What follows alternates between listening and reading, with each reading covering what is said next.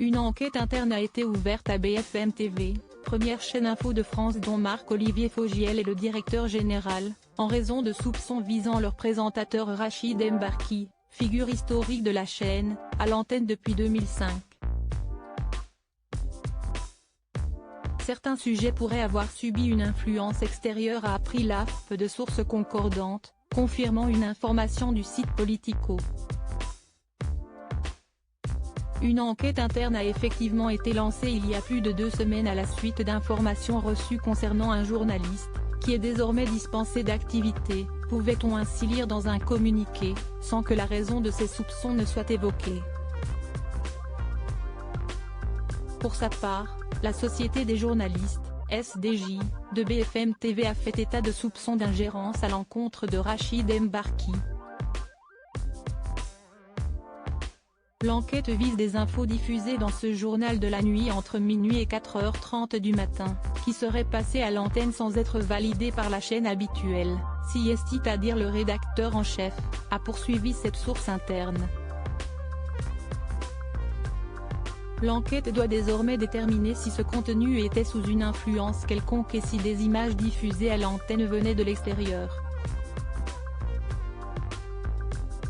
Peut-être que je me suis fait avoir au centre des interrogations figure un sujet sur un forum économique entre le Maroc et l'Espagne organisé en juin.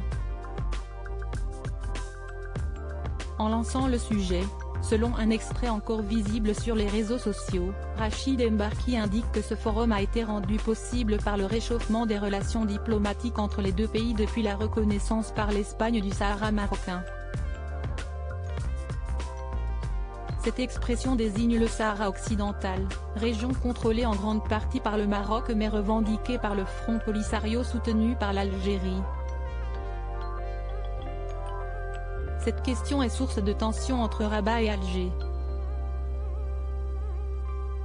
Interrogé par Politico, il a admis avoir utilisé des infos qui, lui, venaient d'informateurs et qui n'ont pas forcément suivi le cursus habituel de la rédaction. Il rajoute, elles étaient toutes réelles et vérifiées. Je n'écarte rien, peut-être que je me suis fait avoir, je n'avais pas l'impression que c'était le cas ou que je participais à une opération de je ne sais quoi sinon je ne l'aurais pas fait.